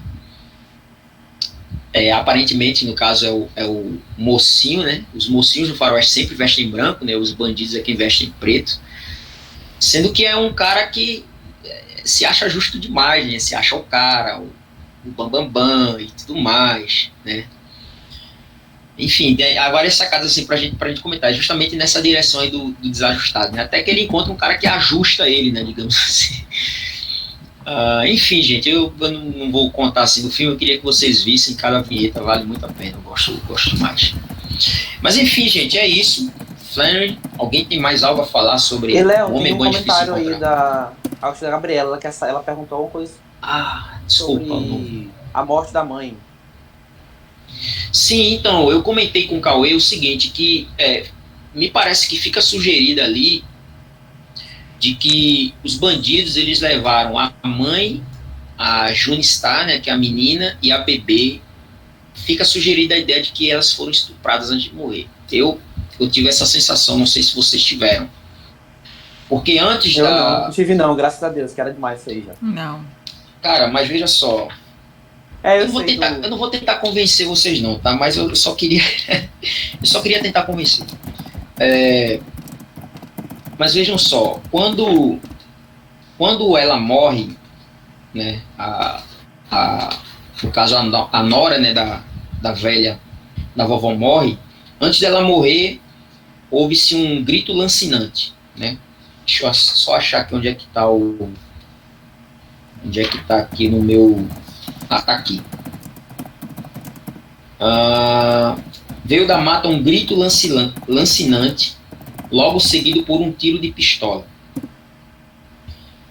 Não sei, talvez esse grito lancinante aqui seja a esposa vendo o marido e o filho mortos, ou talvez seja um grito lancinante de alguém que está sendo estuprada, ou vendo a filha e a bebê sendo estuprados, por exemplo. Tudo é possível em Flandre. Ou então de ver que o momento realmente tinha chegado à morte. Exatamente. Ou o assassino aponta a arma e ela vê que realmente iria morrer naquele momento e gritou. Exato, também. Mas eu falo isso porque parece que há um intervalo, né? Não são 3 tiros seguidos, é um tiro. Tem um intervalo, depois 2. Aí vem um diálogo, né? A velha grita, né? Jesus, o senhor tem sangue bom, parece até carioca, tem sangue bom. Tenho certeza que não atiraria numa mulher. Sei que você vem de boa família. Jesus, reze. Ela que precisava rezar, né? Não era. E vejam o juízo que ela faz do cara, né? Eu lhe dou todo o dinheiro que tenho, né? Como se isso fosse importante para o desajustado. E aí vem a frase, para mim essa frase aqui, eu acho que eu vou fazer uma camisa com ela. Cadáver não dá gorjeta para quem faz o serviço. Fantástico isso aqui. E aí, depois que ele fala isso, houve mais 2 tiros de pistola. E aqui eu presumo que seja um tiro na menina e na bebê. Quer dizer, os caras fazem o serviço primeiro com a mulher, matam, depois fazem um serviço na menina e na bebê e matam. Porque logo depois que o desajustado ele vai falar, que é quando ele vai falar da ressurreição, ele fala assim, mas se não fazia, então o que nos cabe é desfrutar dos poucos minutos que nos restam da melhor maneira possível, matando alguém ou queimando a casa de alguém, ou lhe fazendo alguma outra maldade. Eu acho que essa fala dele aqui, para mim, pelo menos, dá a entender de que os comparsas dele, não mataram simplesmente, né, a nora e as 2 netas, né, a neta e a bebê, a gente não sabe se será. Enfim, mas que eles fizeram mais maldade além disso, além de matá-los a sangue frio. Bem, eu falei que não queria tentar convencer vocês, mas é isso que eu acho.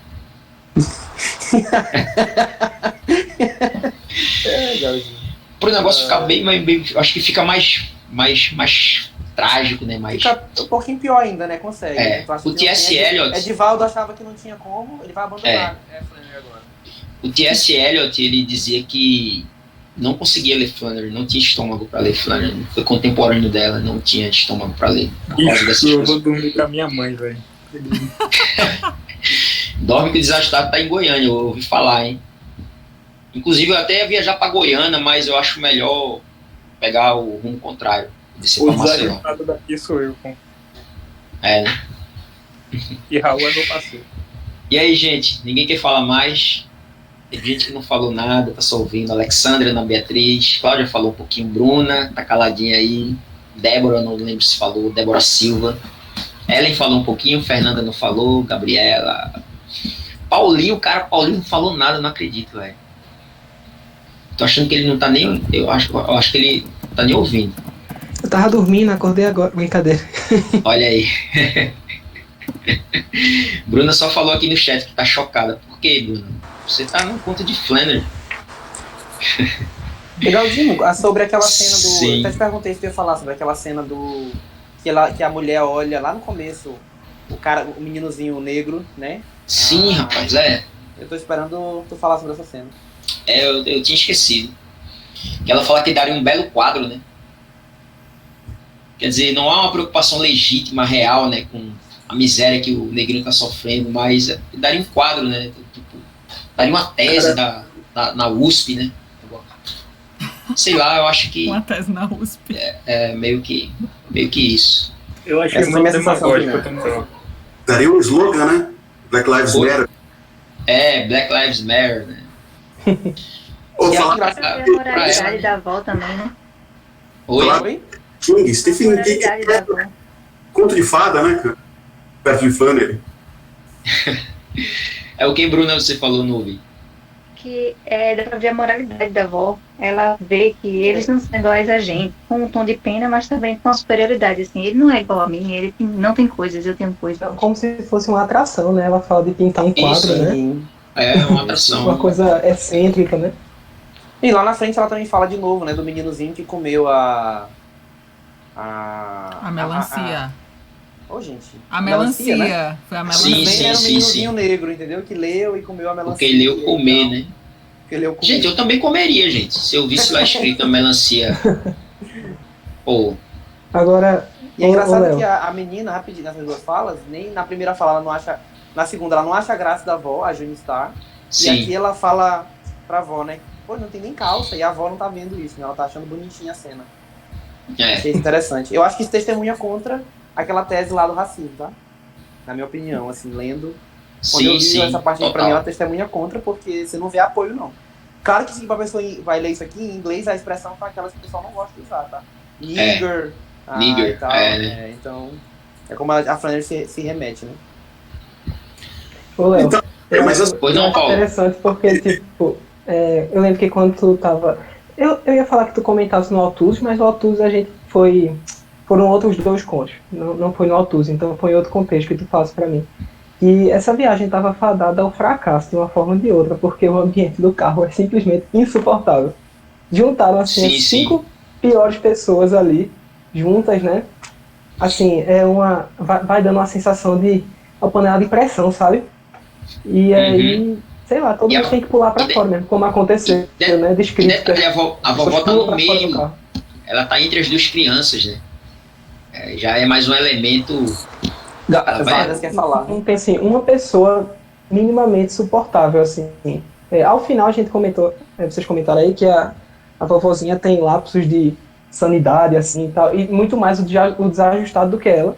Mas, assim, no percurso até a tragédia, é insuportável, assim, você fica torcendo pra acabar. Ou pra chegar no destino, ou pra, tipo, ninguém esperava que isso ia acontecer, mas que acabasse essa viagem aí, né? Porque, e é essa questão da moralidade, acho que não sei se foi Bruna que falou da moralidade da vovó, extremamente duvidosa quando passa pelo menino. É interessante porque quando eles estão na lanchonete da beira da estrada, ela está conversando com o Red Sam sobre assim, como hoje em dia não existem mais homens bons assim, né? E eles se lamentam mutuamente porque hoje em dia não dá para confiar mais em ninguém.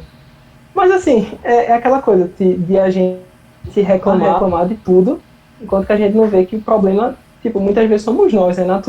Nossa natureza é ruim. Eles 2 que estavam conversando sobre as pessoas não serem mais confiáveis, eles são pessoas insuportáveis, assim, né? Tanto o Red Sam quanto a vovó em grande medida, né? Eu acho que desde o começo, em casa, já tem esse sentimento de depressão. É como se os filhos são totalmente ignorantes com a avó, né? Tratam ela mal, os pais não fazem nada pra mudar isso, também tratam a velha mal. Então, desde em casa, você só quer que acabe, que essa situação se resolva. Você não queria nem que começasse, pra falar a verdade.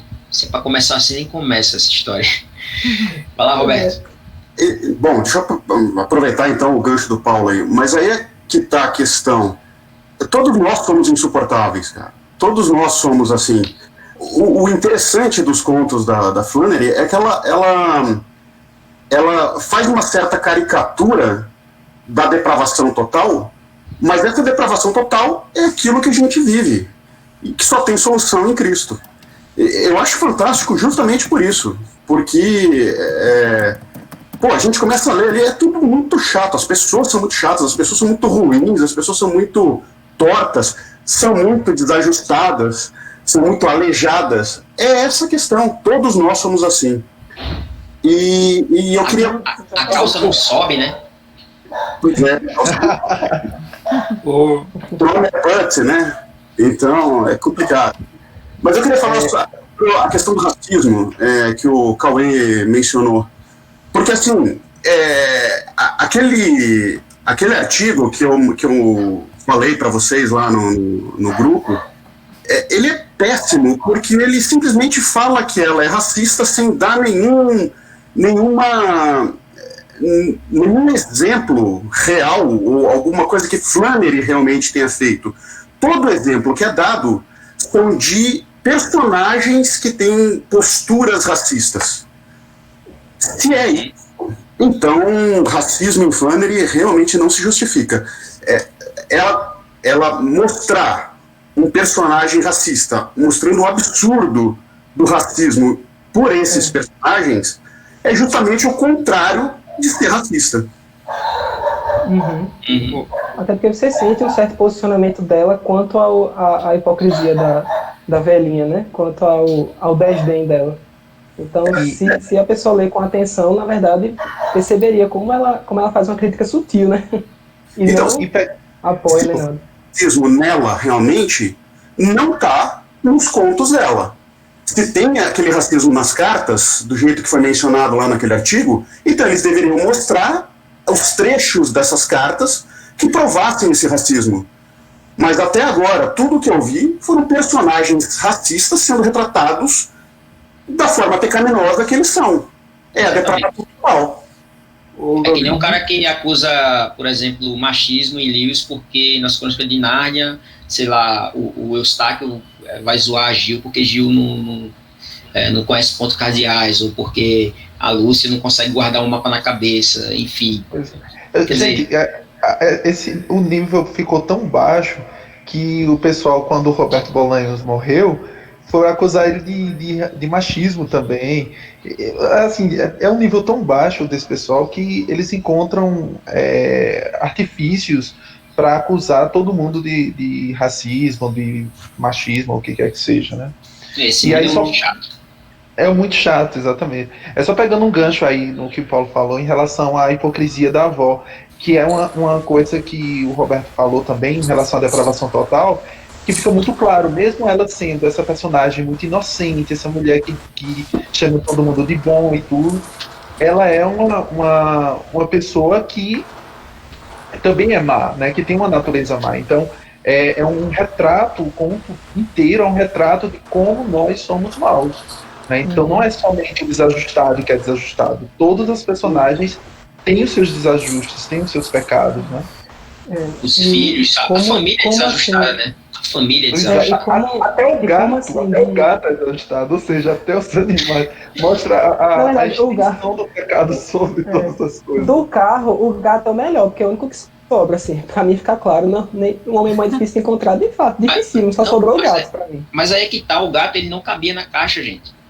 O gato ele sai dali porque não cabe lá, entendeu? Quer dizer, e curiosamente é o que se salva no final, pô. É o que se salva no final. Tem uma coisa. Ah, desculpa, pode falar. Não, pode falar, Débora, depois eu falo. Pegando o gancho também no que Paulo falou, duas coisas, né? Sobre a avó, ela é inocente, mas tem essa malícia também, tanto que ela é manipuladora, né? Ela fez de tudo para que a viagem mudasse de rumo, e ela arrumou o jeito lá, os meninos estavam lá no cacete, como se diz, né? Brigando, e aí o pai parou e disse assim, tá, se é para ter paz, a gente vai mudar a nossa rota, a gente vai mudar o nosso destino, né? E uma outra coisa assim também que eu achei interessante é que a June, ela se manteve a mesma do começo ao fim. A menina extremamente sem filtro, ela é zero filtro, né? Inclusive, quando ela estava se abraçando com a morte, ela disse que não queria pegar na mão do cara, porque o cara parecia um porco. Então, quer dizer, ela não tinha filtro até o final. Ela estava ali com a faca sendo... Ela estava prestes a levar um tiro, mas ela estava ali, firme e forte naquela questão. Como se fosse uma espécie de inocência da parte dela também, né? Ela é zero filtro, ela não tem aquela consciência ainda do quão miserável ela era, né? E uma outra coisa que me deixou curiosa, que a gente falou aí sobre o gato, é que aqui no começo ela fala, a avó fala que o filho não gostaria da ideia de chegar num motel com o gato. E ela receava deixar o gato durante 3 dias em casa. Eu fiquei, como é que ela sabia se... no começo do... Assim, eu não lembro na história ter sido mencionado que eles iam passar 3 dias no destino final. Aí depois lá na frente fala sobre a questão da ressurreição. Não sei se tem alguma relação ou se foi só, tipo assim, que ela jogou 3 dias e o gato poderia morrer asfixiado. Algo assim. Não sei se tem alguma... Se eu tô viajando. Mas isso me chamou a atenção. Ficou meio aberto, assim.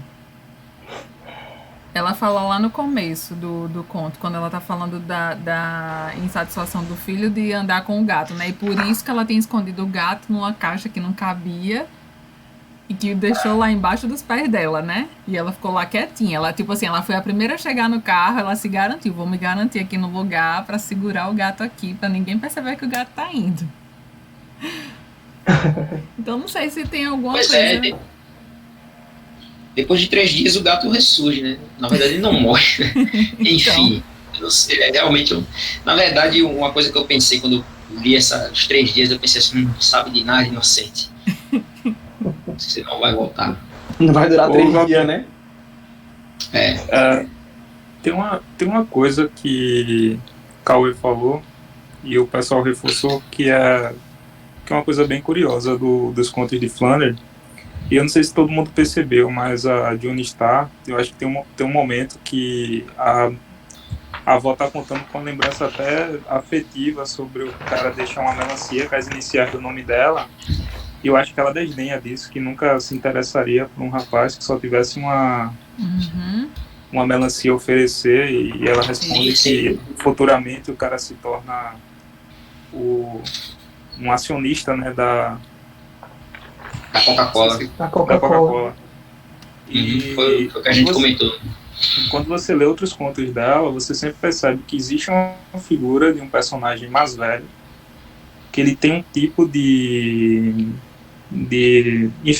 uma deficiência no caráter que fica muito escancarada, e você vê depois uma criança reproduzindo aquilo de um jeito ainda mais explícito, e como Débora falou, sem filtro, né? Aí vai mostrando como esse comportamento, quanto questões raciais, quanto discriminação, entre outras coisas, ele muitas vezes é repassado de gerações por gerações, ele vai sendo aprendido, tá entendendo? A gente vai ver isso, já dando spoiler aqui, no conto Um Último Encontro com o Inimigo. Guardem, porque é exatamente isso. Essa questão pegando um gancho aí do que o Edivaldo falou, no que o Cauê falou anteriormente, ou foi a Débora, não lembro agora, sobre eu acho que foi o Cauê no comentário aqui, eu gostaria de viajar com a velhinha no carro, ouvindo as histórias dela e tudo mais. Vocês percebem que todo problema, né, do acidente e tal, ela indo por um caminho que ela achava, né, ou seja, a memória traindo ela, né, eu acho que há meio que uma crítica aí à romantização do passado, né, se o passado ele fosse aquela coisa maravilhosa, porque antigamente eu podia deixar a porta da minha casa aberta que ladrão não entrava. Aí a velhinha, né, indo pro caminho que ela jurava que era na Geórgia, sendo que era no Tennessee, né? Porque aqui tinha uma porteira assim assado, porque tinha uma janela assim assado, porque tinha uma paisagem, um caminhozinho e tal. Toda essa idealização do passado, nessa, digamos, nostalgia, que na verdade se revelou um completo ilusão, né? Um completo fracasso. Então eu acho que meio que há essa crítica e há essa idealização que a gente faz muitas das vezes do passado. Inclusive, aproveitando o gancho, gostaria de recomendar que vocês lessem O Grande Gatsby. É meio nessa linha. Sensacional. Por outro lado, Léo, tem também a questão da imaginação, né? Porque ela inventou coisas lá, inventou a questão lá Foi, da passagem secreta. Tem a coisa de embelezar a história, deixar ela mais bonita do que é realmente, o que é algo da própria literatura, né? É interessante isso aí. Ana Beatriz abriu o microfone ali. Outra parte que eu achei bem interessante sobre essa perda da memória dela, que ela foi traída, né, pela própria memória, é quando fala que a avó não conseguia saber o que é que a camisa lhe trazia a lembrança. Quando ele lança a camisa para o desajustado, e parece que é justamente quando ela tá prestes a morrer que ela tem essa epifania, como você falou. Exatamente. E a memória lhe volta. Então, como é interessante quando uma pessoa está de frente com a morte, quando as coisas realmente se colocam com o valor que tem, né? E aí a gente é relembrado daquilo que é importante. A gente é relembrado do que tem valor. E eu achei isso bem interessante. Exatamente. E a camisa traz a memória dela de que o desajustado era um dos filhos dela, né? Estava vestido com a camisa, agora vestido com a camisa do seu filho, né? Exatamente. Legal. Eu acho que esse tema da memória eu até tinha anotado aqui para falar em relação com outra coisa que eu disse, mas eu esqueci. esse tema da memória também é muito presente, né? A gente falou de várias coisas, mas tem o desajustado, ele não se lembra do que ele fez de ruim na infância e depois ele também não se lembra do crime que ele cometeu, né? E eu tinha notado, porque assim, isso me lembra exatamente da promessa. Jack Alton. Não. Não, isso aqui não tem. Já tá com outra história aí, Leonardo. É amanhã, hein? É amanhã, né? Isso me lembra. Eu tinha feito essa anotação em relação à diferença do desajustado para Cristo aqui, né? Então isso me lembra da promessa da gente não ter as nossas transgressões lembradas por Deus, né? Então é engraçado porque o desajustado ele não lembra daquilo que ele fez, né? Mas o grande contraste é que Deus, mesmo conhecendo todas as coisas, se lembrando de todas as coisas, mas a gente tem a promessa lá de Jeremias 31 e depois de Hebreus, né, repetida, de que ele não se lembraria das nossas transgressões para sempre, né? Então eu acho que isso é um contraste muito forte no conto, que tem que ser, diante de todos esses erros de memória, e desses problemas relacionados com as memórias, a gente perceber que o desajustado não lembrava, mas a gente apontar para Cristo e para Deus, né, que de fato não vai lembrar das nossas... Não lembra, não de esquecer, né, gente, mas não colocar isso na nossa conta, né? Porque ele colocou na conta de Cristo. Amém. Gente, eu tô satisfeito. Vocês? Top. Demais. É hora de dar tchau? Eu vou usar a frase que Marcelo Everton mais gosta. Sensacional. Sensacional estar com vocês. Muito bem, muito bem. Vamos tirar uma foto de tchau. Quem tem computador para dar print?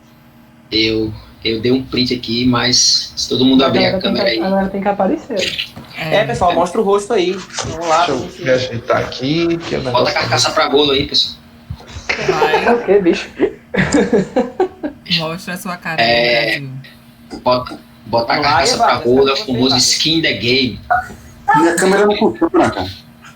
Não funciona, mas Roberto é esse aí mesmo. É o Bob Lee aí, Bob Lee. O Léo sempre me dá a caracterização de um bandido. É impressionante, mano. Pô, mas o de amanhã... Não é só não. Flanerianamente falando, o mal que é bom, cara. Né? O Jack, eu sou o desajustado. É sempre assim. Você mesmo diz que é o Jack, cara.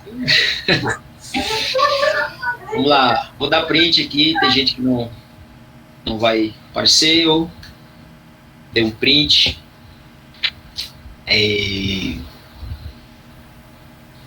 Valeu, pessoal. Muito bom. Maravilhoso. Gente, foi muito bom. Muito bom. Valeu, pessoal. Vamos despedir com oração, gente? Vamos. Eu vou pedir ao Pedro dos Anjos, o nome angélico. Fingindo que é crente agora.